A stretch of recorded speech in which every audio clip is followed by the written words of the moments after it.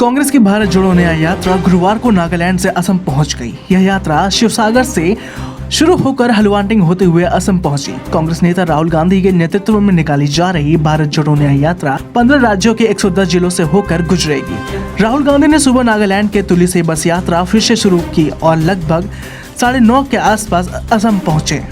हल्द्वानी में सैकड़ों पार्टी कार्यकर्ताओं ने गांधी का स्वागत किया और राज्य में 8 दिवसीय यात्रा के लिए कांग्रेस की असम इकाई के नेताओं को राष्ट्रीय ध्वज सौंपा गया। कांग्रेस सांसद के नेतृत्व में 6713 किलोमीटर लंबी यात्रा 14 जनवरी को मणिपुर से शुरू हुई थी और 20 मार्च को मुंबई में समाप्त होगी। असम में यह यात्रा 25 जनवरी तक जारी रहेगा। राहुल गांधी ने नागालैंड में रैली को संबोधित करते हुए कहा कि नागा राजनीतिक मुद्दे को समाधान ढूंढने के लिए प्रधानमंत्री नरेंद्र मोदी ने अपने 9 वर्षों के कार्यकाल में कुछ नहीं किया। उन्होंने लोगों से कहा कि इस मुद्दे का हल निकालना अति आवश्यक है और पीएम द्वारा किया गया वादा खोखला है। अगली खबर झारखंड के साहिबगंज में हुए अवैध खनन मामले में मुख्यमंत्री हेमंत सोरेन के प्रेस सलाहकार अभिषेक प्रसाद उर्फ पिंटू ईडी के समन के बावजूद बीते हुए मंगलवार को ईडी कार्यालय नहीं पहुंचे थे। वहीं अब प्रेस सलाहकार ने ईडी को पत्र लिखा। उन्होंने लिखा कि उनकी पत्नी की तबीयत खराब है, इसलिए पूछताछ के लिए उन्हें 22 जनवरी के बाद का समय दिया जाए। गौरतलब है कि ईडी ने अवैध खनन मामले में 12 ठिकानों पर एक साथ 3 जनवरी को छापेमारी की थी। इस दौरान ईडी ने विभिन्न आपत्तिजनक डिजिटल उपकरण, दस्तावेज, रिकॉर्ड और रुपए बरामद किए थे। ईडी ने गत 6 जनवरी को समन जारी कर प्रेस सलाहकार को 16 जनवरी को ईडी के क्षेत्रीय कार्यालय पूछताछ के लिए बुलाया था। ईडी के अधिकारी अभिषेक प्रसाद का इंतजार करते रहे लेकिन वह नहीं पहुंचे। बता दें कि झारखंड में ईडी की जांच में फंसे 2 आईएएस अफसर पूजा सिंघल और छवि रंजन जेल में बंद हैं।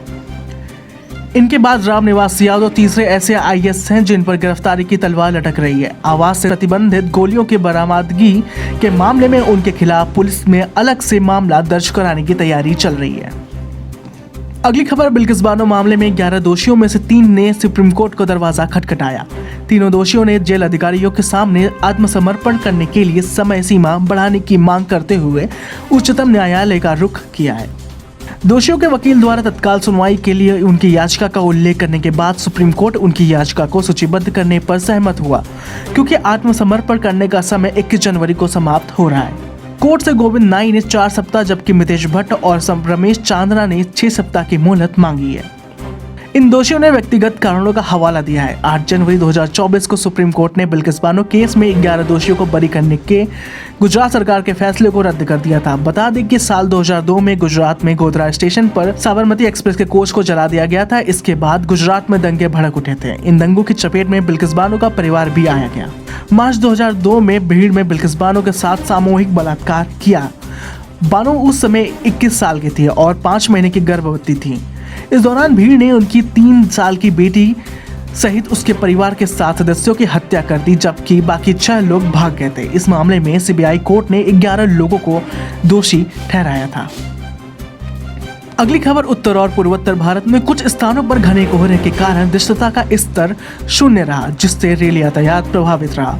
अधिकारियों ने यह जानकारी दी। उपग्रह से प्राप्त तस्वीरों में दिखाई दिया कि बिहार और पूर्वी उत्तर प्रदेश में कोहरे में कुछ कमी आई है। वहीं पंजाब, हरियाणा, पश्चिम राजस्थान, बिहार, दिल्ली, पश्चिम उत्तर प्रदेश, झारखंड, ओडिशा और असम के कुछ हिस्सों में घने से बेहद घना कोहरा छाया रहा। भारतीय रेलवे के एक प्रवक्ता ने कहा कि कोहरे के कारण दिल्ली आने वाली 18 रेलगाड़ियां 6 घंटे तक देरी से चल रही हैं।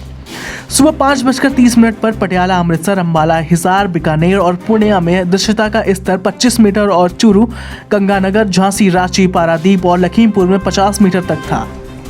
दिल्ली में इंदिरा गांधी अंतर्राष्ट्रीय हवाई अड्डे के पास पालम वेधशाला में दृश्यता का स्तर 50 मीटर तक सीमित था। सुबह 8:30 बजे तक यह सुधरकर 350 मीटर हो गया।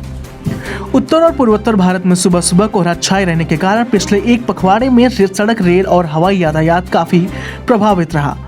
भारत मौसम विज्ञान IMD ने कहा कि अगले 5 दिन तक उत्तर भारत में घने से बहुत घना कोहरा और शीत दिवस की स्थिति बनने रहने का अनुमान है।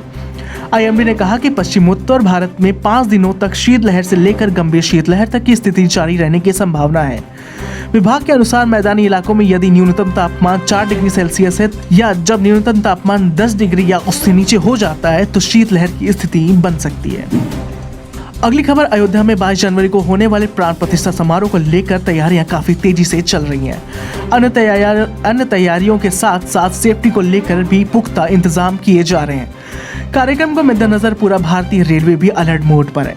इसके चलते पंडित दीनदयाल उपाध्याय स्टेशन के साथ साथ दीनदयाल उपाध्याय रेल मंडल के सभी बड़े स्टेशनों पर सेफ्टी बढ़ा दी गई है। दूसरी ओर अयोध्या और लखनऊ की तरफ जाने वाली ट्रेनों में चेकिंग मुहिम चलाई जा रही है। वहीं आरपीएफ और जीआरपीएफ के जवान आम यात्री, स्टेशनों के सफाई कर्मचारी और सामान उठाने वाली कुलियों के साथ मीटिंग कर रहे हैं, सावधानी बरतने के आदेश दे रहे हैं।